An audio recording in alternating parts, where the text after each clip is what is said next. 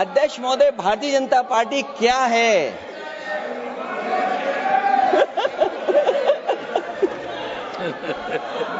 जी, बताएंगे। मैं अखिलेश जी ने बहुत हंसते हंसते कहा है, इसको हंसते हंसते जवाब देना। इस सामने जितनी पार्टियां हैं उनका राष्ट्रीय अध्यक्ष उन 5 लोगों को ही चुनना है परिवार के। हमें माननीय अध्यक्ष जी करोड़ों सदस्यों में से 12-13 करोड़ सदस्य प्रक्रिया कर कर चुनना है तो देर लगती है। आपके यहां जरा भी देर नहीं लगेगी। मैं कह देता हूं अभी 25 साल तक आप अध्यक्ष हो जाओ, नहीं बदल सकता। अध्यक्ष महोदय, क्योंकि जो बात निकल के आई है वो मैं फिर आगे बढ़ा दूं। अध्यक्ष महोदय, जो बात सोशल मीडिया या और जगह गुपचुप हो रही है, कहीं ऐसा तो नहीं था कि अभी कुछ दिन पहले यात्रा जो हुई है वो कहीं 75 वर्ष की एक्सटेंशन वाली यात्रा तो नहीं थी? अध्यक्ष महोदय, ये जो इस बार जो वक्फ बिल आया है, नाकामी का पर्दा इस बार है वक्फ बिल।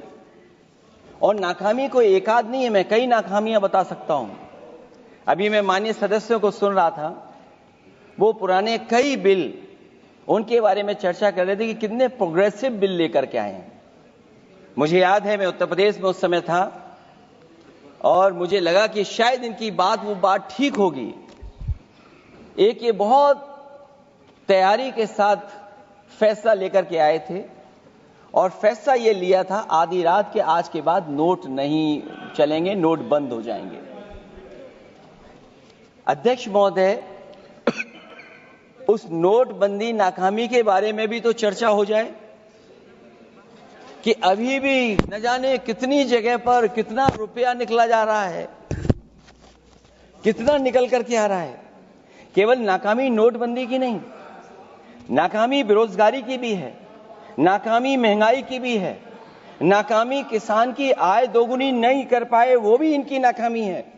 मुझे याद है, एक माननीय मंत्री जी पूरे देश की नदियों के बारे में बीओडी बता रहे थे, लेकिन माननीय मंत्री जी ये भूल गए कि उनके शहर में, उनके क्षेत्र की जो नदी है उसकी बीओडी क्या है। गंगा क्या साफ हो गई? यमुना क्या साफ हो गई? स्मार्ट सिटी क्या बन गई? क्या गोद लिए हुए गांव इन्होंने गोद से उतार दिए? उनकी क्या दुर्दशा है? इसलिए मैं कहना चाहता हूं, ये नाकामी का पर्दा इस बार वक्फ बिल बना है। और सबसे बड़ी बात तो यह है कि जिसके लिए फैसला होना है उसकी बात को अहमियत न देना भी नाइंसाफी है। अध्यक्ष महोदय, नाकामी केवल यहां तक नहीं है। और भारतीय जनता पार्टी क्या है, मैं केवल एक पुरानी घटना याद करता हूं। एक बार फैजाबाद अयोध्या में एक कार्यक्रम था, उसमें बड़ी तैयारी की गई थी और तैयारी के साथ कलाकार मुंबई से बुलाए गए थे। हो सकता है वो सहमति दिल्ली से ना रही हो, केवल लखनऊ की सहमति से हो रहा हो कार्यक्रम। और जब कार्यक्रम की पूरी तैयारी हो गई, भगवान श्री राम बनकर के कोई आ गया, लक्ष्मण बनकर के कोई आ गया, मां सीता भी बनकर के कोई आ गया, हनुमान जी और भगवान हनुमान भी बनकर के कोई आ गया। लेकिन जब लखनऊ से वो हेलीकॉप्टर उड़ा और अयोध्या पहुंचा तो सब लोग थे, लेकिन उसमें हनुमान नहीं थे। अध्यक्ष महोदय, मैं भारतीय जनता पार्टी के लोगों से कहूंगा कि जानकारी करिए कि आखिरकार भगवान श्री राम थे, लक्ष्मण थे, सीता थी, लेकिन हनुमान क्यों नहीं थे? हनुमान इसलिए नहीं थे, शायद उनकी जात या धर्म कुछ और था। अध्यक्ष महोदय, ये देश मिली जुली संस्कृति से चला है। कुछ हमने सीखा, कुछ उन्होंने सिखाया। और जो लोग ये कहते हैं कि हम सबको बराबरी का हक देते हैं, अभी कुछ दिन पहले ईद निकली है। अध्यक्ष महोदय, वो परंपरा रही है, न केवल मैं जाता हूं बल्कि कोई दल का नेता ऐसा नहीं न जाता हो उस कार्यक्रम में शामिल होने। भारतीय जनता पार्टी के जो मुख्यमंत्री, उप मुख्यमंत्री, वो भी जाते हैं, उप मुख्यमंत्री, सभी धर्मों के नेता आते हैं। लेकिन पता नहीं इस बार क्या साजिश थी, षड्यंत्र था कि वहां पर कुछ पाबंदी लगी हुई थी।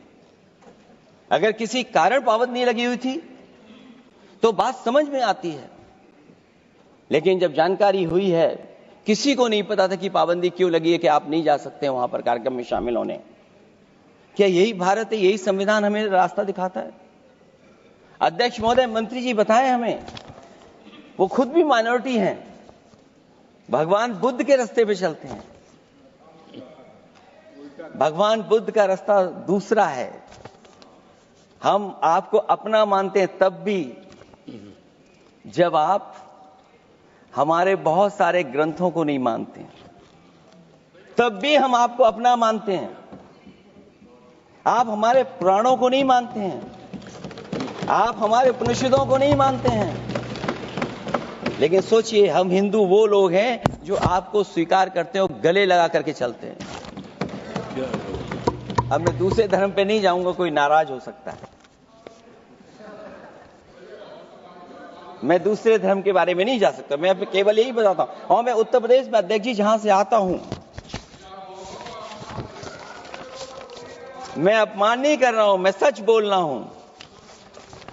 और ये बिहार के चुनाव में जो आप कह रहे हैं कि महिलाओं को 2 मेंबर बना दिया, इस बार मैं भी देखूंगा आगे भारतीय जनता पार्टी कितनी महिला लोगों को टिकट देंगे वहां पर।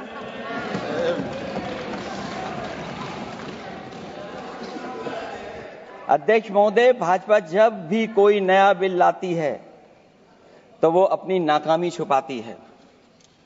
भाजपा वाले मुसलमान भाइयों की वक्फ की जमीन चिन्हित करने की बात कर रहे हैं, जिससे महाकुंभ में जो हिंदू मारे गए हैं या खो गए हैं, उनको चिन्हित करने की बात पर पर्दा पड़ जाए।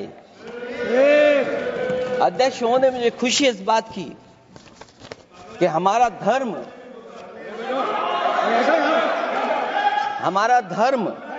अध्यक्ष महोदय, नहीं, कुछ कहना चाहते हैं। नहीं, प्लीज, उनको अलाउ नहीं किया। अध्यक्ष महोदय, कुंभ में आस्था सबकी है, कोई ऐसा नहीं जिसकी आस्था ना हो। और कुंभ कोई पहली बार नहीं हो रहा था, ये भारतीय जनता पार्टी के लोगों ने ऐसा। आप बैठिए, ऐसा नहीं चलेगा माननीय सदस्य, मैंने सबको मौका दिया, प्लीज बैठिए आप। बैठिए, माननीय गृह मंत्री जी बोलेंगे। माननीय सदस्य ने जो पॉइंट ऑफ ऑर्डर उठाया है, मैं इसके हार्द को सदन के सामने रखना चाहता हूं। भारत सरकार की कैबिनेट ने इस बारे में एक बिल अप्रूव कर सदन के सामने रखा। आपके द्वारा ये बिल जॉइंट पार्लियामेंट्री कमेटी को दिया गया, जिसका विपक्ष का भी बड़ा आग्रह था। कमेटी ने इस पर सुविचारित रूप से अपना मत प्रकट किया। वो जो मत प्रकट हुआ, वो मत फिर से कैबिनेट के सामने गया। कमेटी के जो सुझाव थे, ये भारत सरकार की कैबिनेट ने स्वीकार किए और अमेंडमेंट के रूप में किरण रिजिजू जी लेकर आए। ये तभी होता है जब ये ऑफिशियल अमेंडमेंट कैबिनेट की अनुमोदन के बगैर आता है। मान्यवर, मैं नहीं मानता इसमें कोई पॉइंट ऑफ ऑर्डर है, और आपका ही आग्रह था कि कमेटी ज्वाइंट पार्लियामेंट्री कमेटी बने। अगर कमेटी ने कोई बदलाव ही नहीं करने हैं तो ये कांग्रेस जैसी कमेटियां नहीं, हमारी लोकतांत्रिक कमेटी है मान्यवर, जो दिमाग चलाती है। कांग्रेस के जमाने में कमेटियां होती थी जो थप्पा लगाती थी। हमारी कमेटी चर्चा करती है, चर्चा के आधार पर विचार करती है और परिवर्तन करती है। अगर परिवर्तन को स्वीकार ही नहीं करना है तो कमेटी काहे को लिए है भाई?